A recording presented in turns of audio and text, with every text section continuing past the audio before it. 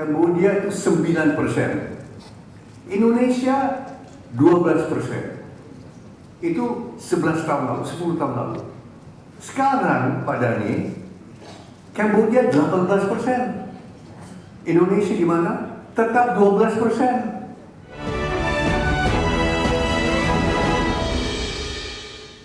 Utusan khusus Presiden untuk Energi dan Lingkungan Hidup Hashim Joyo Hadikusumo mengkritik kinerja aparat pajak dan bea cukai yang dinilainya belum mampu mengoptimalkan potensi penerimaan negara.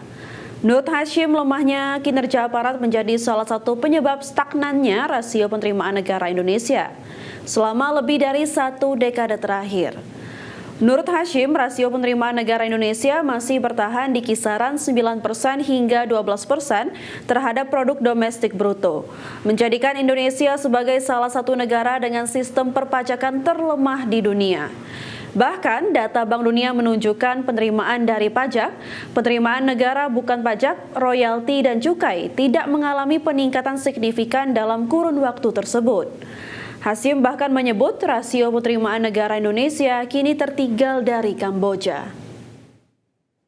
Dan data dari Bank Dunia sudah menunjukkan dari dulu sampai sekarang pajak, PNBP, royalti, cukai kita tetap tidak ada penambahan.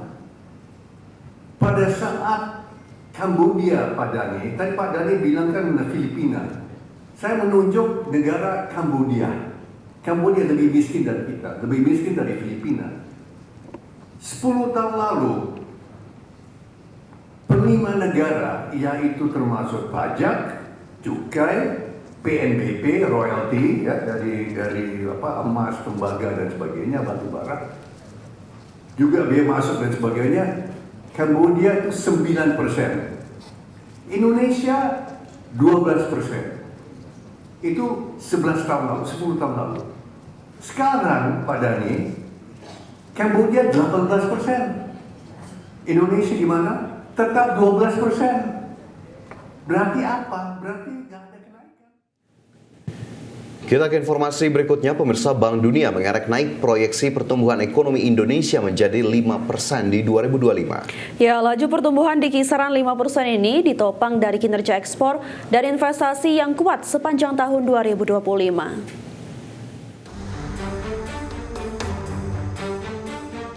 Bank Dunia mengerek naik proyeksi pertumbuhan ekonomi Indonesia menjadi 5% di 2025.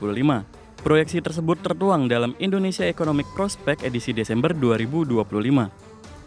Bank Dunia juga memproyeksi pertumbuhan ekonomi di 2026 sebesar 5% dan 2027 mencapai 5,2% secara tahunan. Level pertumbuhan ini naik pesat dibandingkan proyeksi sebelumnya dalam Indonesia Economic Prospect edisi Juni 2025 yang memperkirakan ekonomi Indonesia hanya akan tumbuh 4,7% pada 2025, 4,8% di 2026, dan 5% pada 2027. Direktur Bank Dunia untuk Indonesia dan Timur Leste, Caroline Dort, mengatakan laju pertumbuhan di kisaran 5% ditopang dari kinerja ekspor dan investasi yang kuat sepanjang tahun ini. Pertumbuhan ekonomi juga didukung oleh percepatan pengiriman ekspor dan meningkatnya permintaan global terhadap komoditas, khususnya minyak, kelapa sawit, besi, baja, dan emas. Bank Dunia juga menganggap kebijakan moneter Bank Indonesia turut berkontribusi dalam percepatan pertumbuhan dengan memangkas suku bunga acuan sebesar 150 basis poin sejak September 2024 menjadi 4,75%. Jakarta, Tim Liputan IDX Channel. Menteri Keuangan Purbaya Yudi Sadewa dalam rapat paripurna melaporkan bahwa perekonomian masih dalam kondisi stabil dan terkendali menjelang beberapa pekan tutup tahun 2025. Menurut Purbaya, secara umum kondisi ekonomi Indonesia saat ini masih dalam posisi yang aman dan nyaman.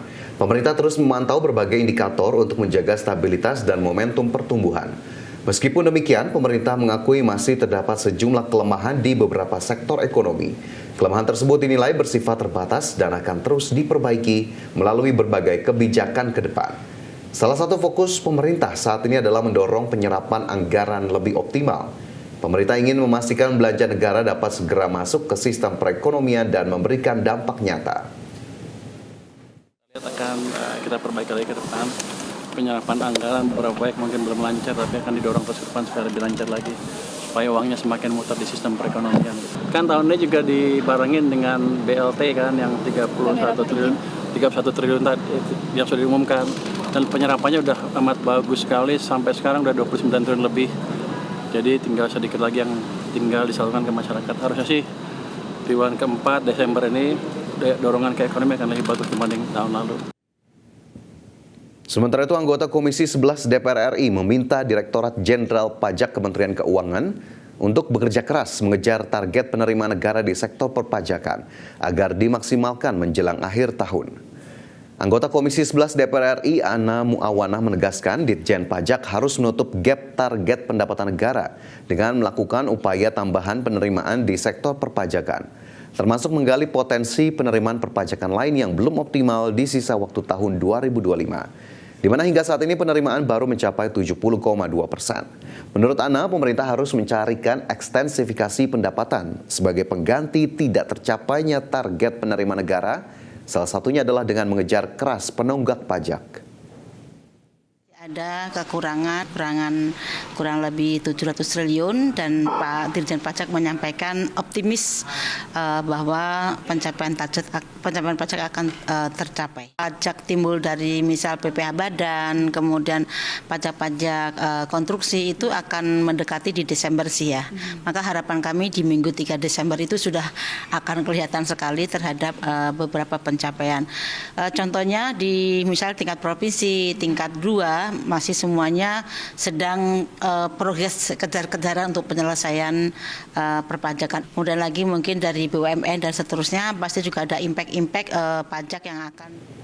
Menteri Keuangan Purbaya Yudi Sadewa menyatakan siap mengalihkan anggaran hasil efisiensi belanja kementerian lembaga sebesar 60 triliun rupiah untuk pemulihan dampak bencana Sumatera. Purbaya memastikan anggaran pemulihan bencana akan berasal dari APBN. Adapun untuk tahun ini, Purbaya menyebut BNPB telah mengajukan anggaran 1,6 triliun rupiah. Menkyu juga masih menyediakan anggaran 1,3 triliun rupiah untuk yang bisa diminta BNPB tahun depan. Menkyu juga akan memberikan relaksasi anggaran bagi Pemda yang wilayahnya terdampak bencana. Sebenarnya kan dari APBN, kan waktu begitu APBN selesai di DPR, kita pelajarin, kita sisir semua program-program kementerian lembaga. Ternyata masih banyak program-program yang nggak jelas, rapat nggak jelas. Udah kita sisir semuanya, even sebelum bencana udah kita kumpulkan 60T dari situ. Jadi siap-siap mau dieksekusi apa enggak. Jadi begitu dibutuhkan 60T yang disebutkan oleh